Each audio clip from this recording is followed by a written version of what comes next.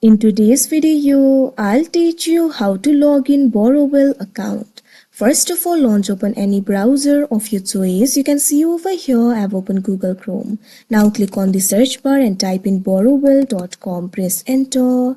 After you do that, you'll be led to the official website of Borrowell. What you have to do is click on the login option that you can see on the screen. Now after you do that, you'll be led to the login interface of Borrowell.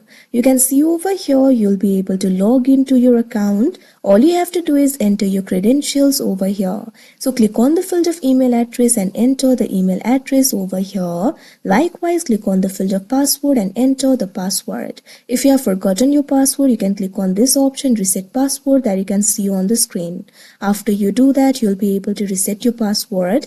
If you want this browser to remember your email address, simply check on this option remember my email address.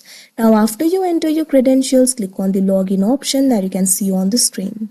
Now wait for a while and you'll be logged into your Borrowell account. So that is how you log in Borrowell account. I hope you found this video helpful. Thank you for watching.